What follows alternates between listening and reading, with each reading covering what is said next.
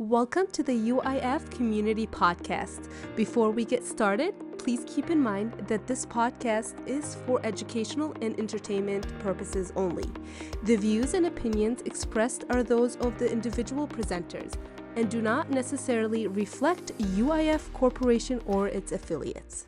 Hello and Assalamu alaikum. This is Omer Subhani, Regional Manager with UIF. I wanted to welcome you to our very first episode of the UIF Community Podcast. Thank you so much for joining us. We're really excited to have you be with us today as you're listening and going about your daily life. We hope that this podcast will serve as a source of education, knowledge, inspiration to you. It's going to be a whole lot of different things, but also a lot of similar things as we go along and into the future.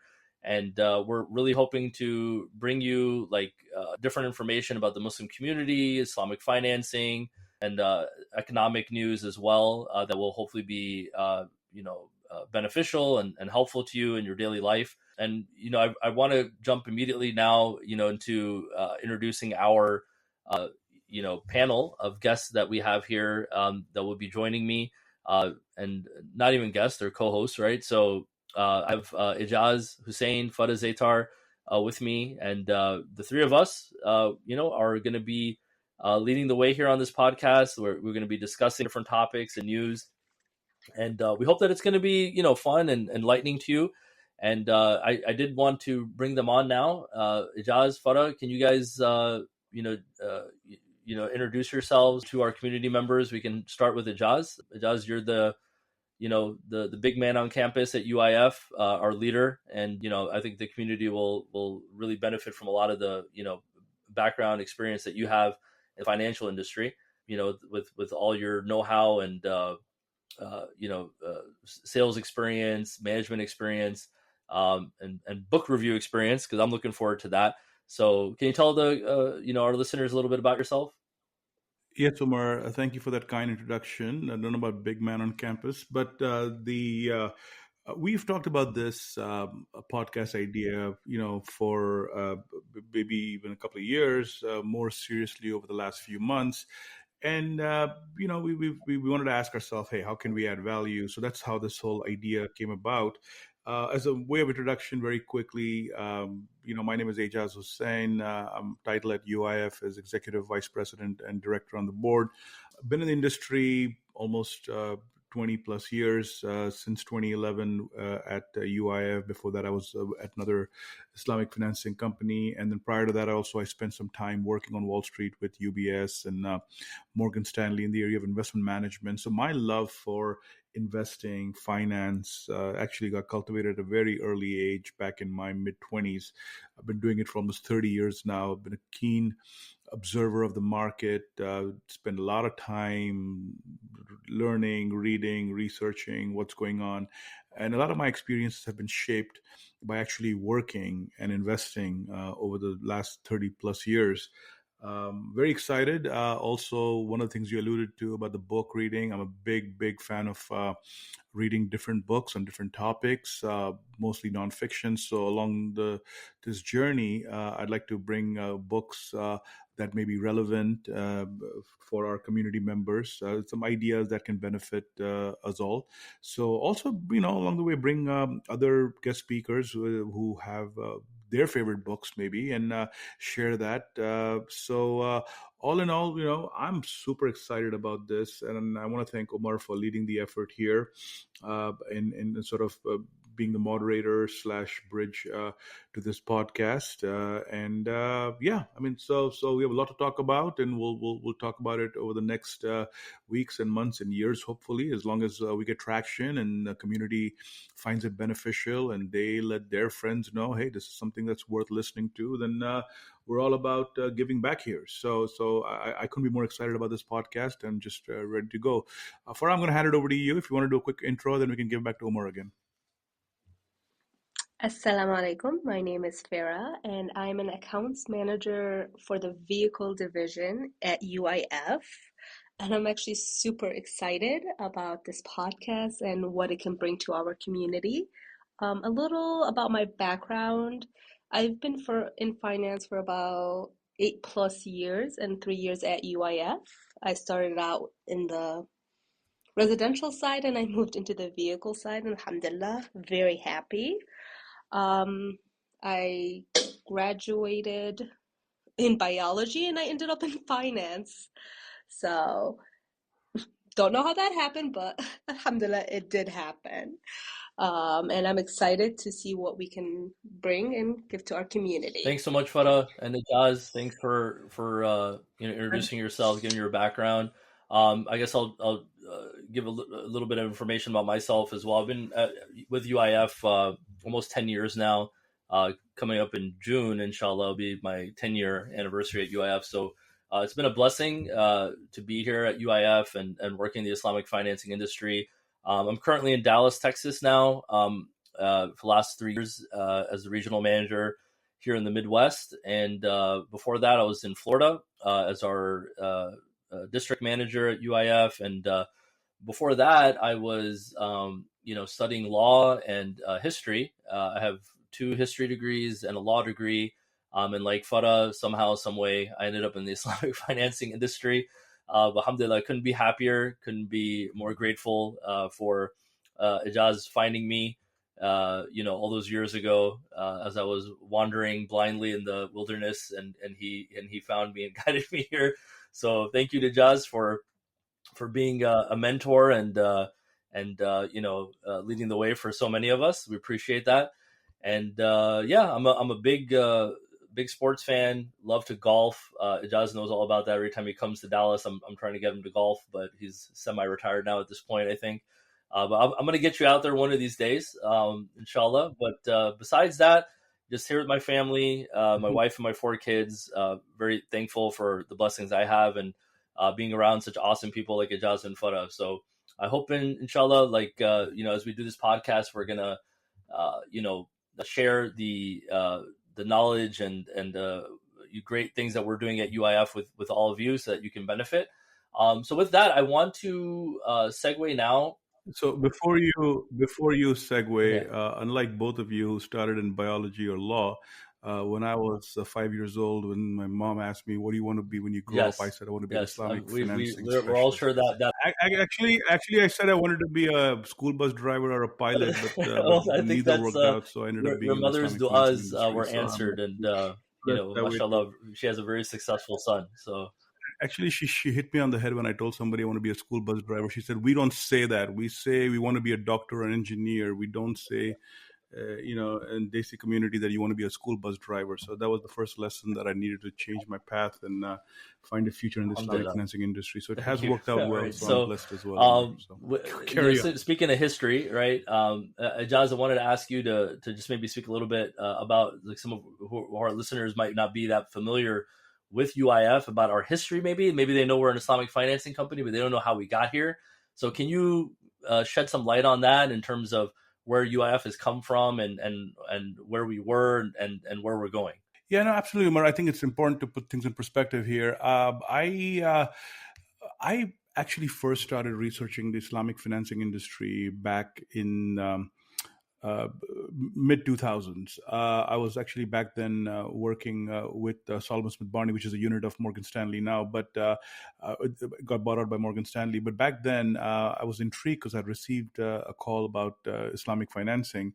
And when I did some research and reading, I realized Islamic financing in this country actually was, even back in the 80s, smaller co-op groups that had created. They were trying to offer Islamic financing. They were trying to bring private capital from well-meaning Muslim community members, putting together some money and then trying to do Islamic financing under the various models that are available, whether it's a musharaka, the partnership, or the ijara, which is a buy and sell, installment sale, et cetera, et cetera.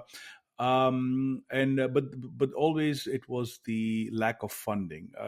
Even if you raise 5 million, 10 million, you do a few homes, and then you run out, and then you have to wait for people to make their payments, and then eventually they can do one more home and one more home. It wasn't a very scalable model, but that's how Islamic financing actually had got started.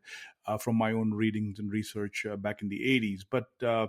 Uh, but there was a fundamental shift back in 2000s, early 2000s, where some bigger players got into the industry, and they actually went and appealed to Freddie Mac, Fannie Mae, the government entities, and said, "Hey, listen, you buy loans from banks, you should consider also investing in Islamic financing contracts in the U.S. This way, we can make Islamic financing a reality." To the Muslim community. I'm not going to get too much into how the contracts work on this particular call today. It's an introductory call, but that made a huge difference, because when the government got involved through Freddie Fannie and said, "Listen, we can assist in the Islamic financing space and buy Islamic financing contracts," it just opened up a big market, and you could serve a huge amount of community, because now capital was abundant, so to speak. As long as we could raise capital ourselves and then eventually find investors, the game changed. So with UIF specifically, in 2005, UIF got launched. I wasn't there back then, but with some Muslim investors, University Bank CEO Stephen Ranzini, whose vision it was to create an Islamic bank in the U.S., couldn't get those licenses done, but decided, hey, why don't we start up a small private Islamic financing company? And visionaries like Dr. Mirza also came on board, and they put their heads together and also brought some experts in the industry, both on the legal front as well as on the Sharia compliancy front, and put the first product together, which was a murabha, an installment sale program. That seemed like an easier one to launch, buying a property in cash, adding profit, and then selling it in monthly installments. So that was launched, first state being Michigan, the home state. And eventually, UIF was coming along. And then in 2011, I decided to join UIF.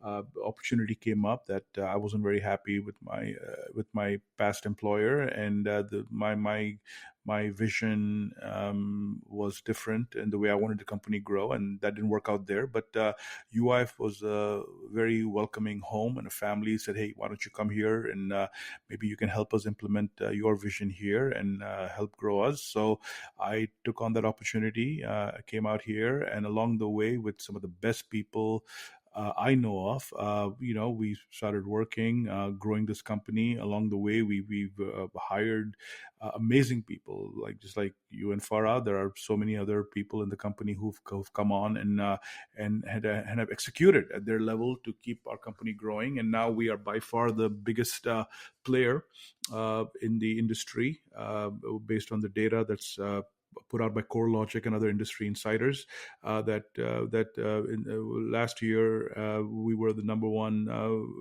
without compare, and so we made headway, and again added products along the way, because we know we can't be a one-trick pony. So we've added different products, and I'm sure Farah will talk about the auto financing. Besides home financing, we've been offering commercial real estate and deposit accounts and so forth. We'll talk about that. But it's been a wonderful journey, bottom line, to be part of UIF. And again, when people join us, like you all know this, I always say, listen, you're not joining a company, you're joining really a family. We don't look at this company as a business. We look at it as a family. Yes, we're here to help and serve our community members for the different products we offer. But at the end of the day, when we bring people on, it's about, family members. So we look at them, will they be a right fit for us? And that has been our secret formula. Bring the right people who have the right mindset, who are rightly motivated, with one goal in mind, that is to serve our customers. And that has worked incredibly well for us. And we just continue to keep growing.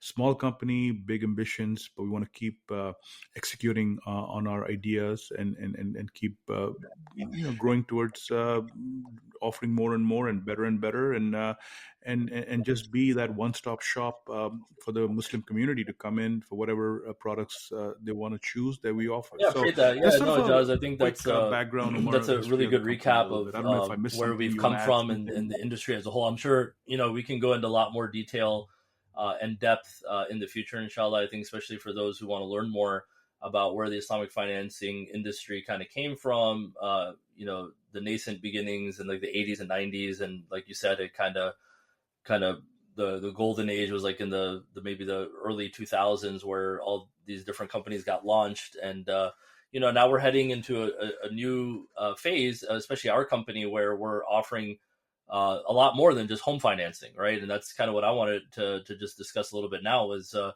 products and services that our company has launched in the last year or so, and what we're looking to do even more into the future, inshallah. But UIF home financing company, biggest player out there, like you said, Aijaz, number one Islamic home financing company for many years now. Now in terms of both also origination, and numbers of closings, we've reached kind of the mountaintop, and we don't plan on going anywhere, right? We want to be the best in customer service, best in overall numbers and all that, right? So we want to be the best overall, inshallah, in every facet. But besides being a home financing company that does, you could do purchasing, refinancing, you want to buy an investment property, we can do all of that to help you, inshallah. We also offer commercial real estate financing, right? So if you are a Muslim business owner that's looking to buy a property for your business, that's something we can help you with. If you're on the board of a masjid or Islamic school and you're looking to buy a building or property for your organization, that is something we can help with as well, inshallah. So you can check out our website for that. So some of the new stuff that we're offering, that is where I think the excitement's coming, right? We've had so many inquiries online, phone calls that we're getting, and that's really like auto financing and now our savings accounts that we're offering as well. So Farah, you're in the auto, our auto or vehicle division. Can you tell our listeners a little bit about that, what we're doing there? Of course. Thank you, Omer. Honestly, it's a very exciting product that we offer, the vehicle finance. It is a very unique product that we actually offer. Not many people actually even offer this. We just recently launched in Illinois and Ohio. We are in 3 different states. Illinois, Ohio, and of course our home base, Michigan. And inshallah, Texas is coming soon. We've been getting a lot of inquiries of people wanting us to go into New York, New Jersey, and inshallah, everything is coming soon. It is a purchase market for us. So refinance will be coming as well. All I know is it's a great, exciting product, and if you guys are interested or want to know how it works, please do visit our website. Leave a comment below. Awesome. Whatever you Thanks, guys Farah. That is like, definitely a big deal. The auto financing. I can't tell you how many calls we get at our office here in Dallas. We don't even have the product available yet, but once we do, inshallah, hopefully the next month or two, it being April right now, we hopefully we'll have that available, and it's gonna be awesome. I can't wait to finally get my wife a minivan that she's been wanting to get for so long.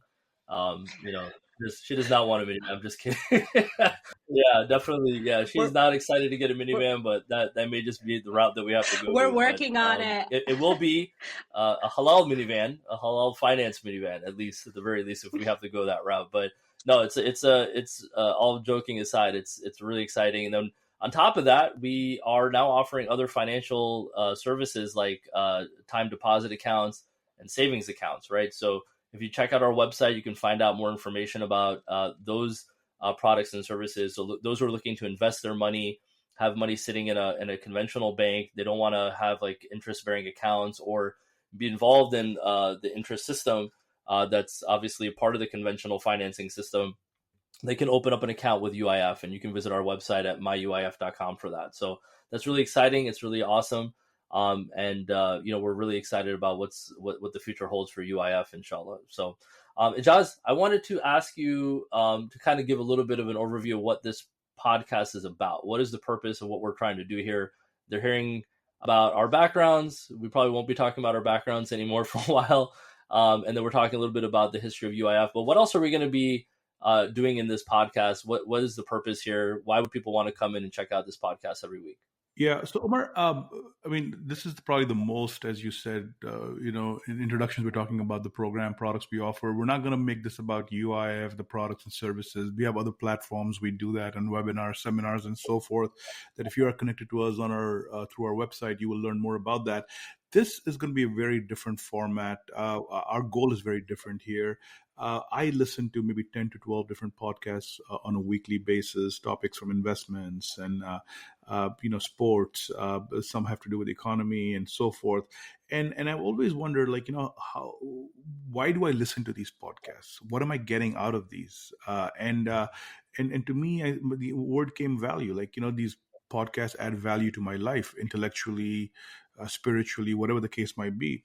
So when we talked about this idea initially, if you remember, I said the same thing. I said, I wanted to make it about value added, giving back to the community. The listeners have to benefit from it. Otherwise, what's the point? There is no need for one other podcast to be out there. So the goal is basically, it's threefold goal: inform, educate, and entertain. So that's sort of the three things that I really want to focus on.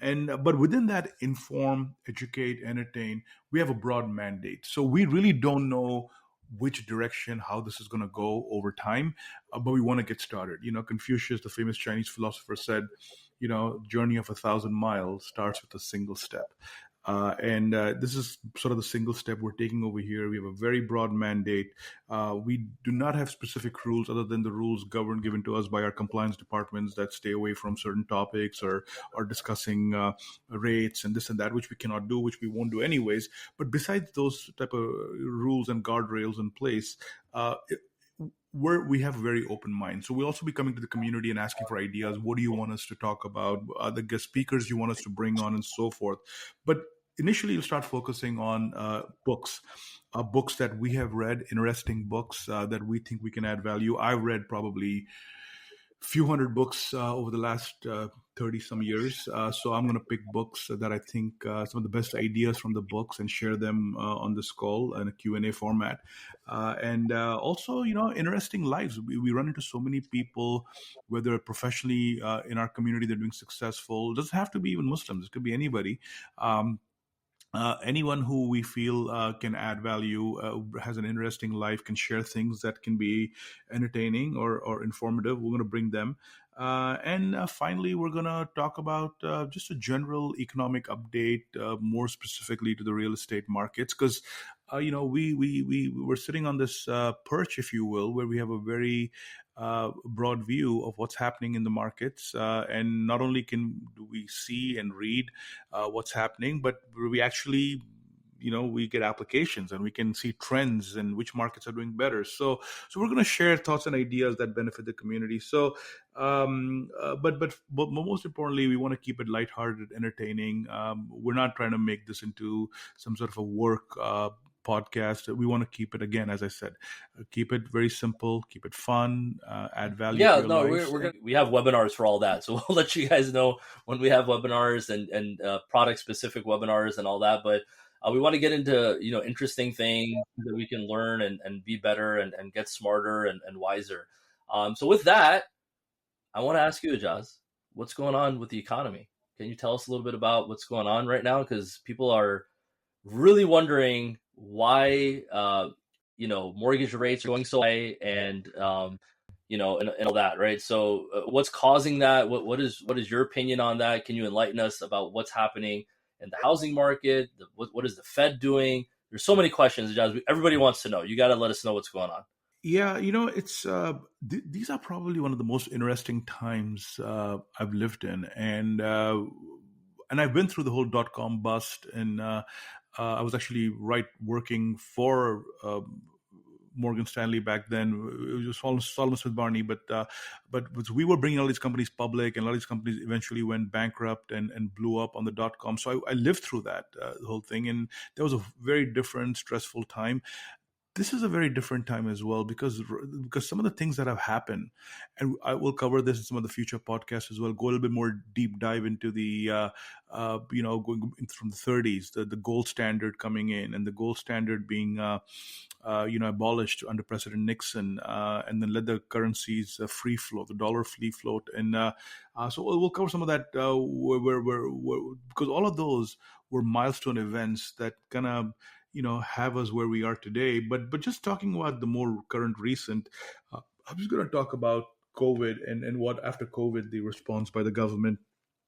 it was very important for the government. And again, I'm not the one to criticize anybody whether the government moves were right or wrong, because obviously people make moves based on the knowledge presented and the facts that stare at them at that particular moment.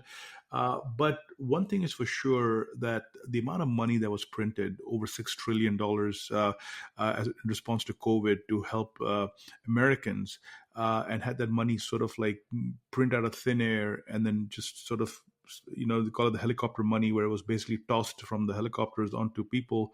And everybody benefited, in the sense that the people middle to lower income levels, businesses were given out these special purpose loans, et cetera, et cetera. Some were grants that were forgiven, but all this money that was basically shoved down, it's creating scenarios and situations that business books never really taught us. There's no precedent to so much money being printed and just shoved into the economy like that. So what that is doing is it's creating these this dynamic, if you will, that is very different.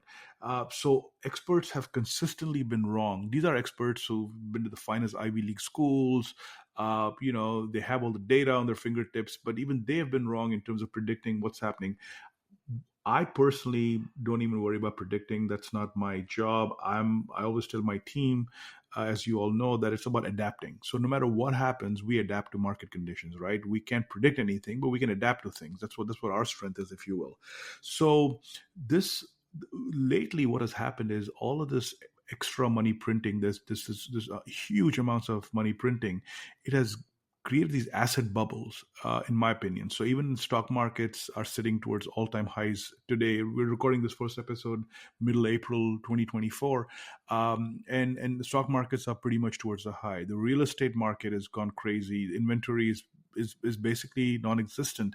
I know in many markets that the multiple offers for homes that are semi-decent, more in the 500 to 700 price point. Again, some in this California and stuff, even $1 million home is considered a mid-price home over there, if you will, in some of the markets. So it's competition is so fierce among home buyers that they're overbidding, and realtors and sellers realize that, so they also are feeding into the frenzy. It'll stop at some point, just don't know when, as more inventory hits the market.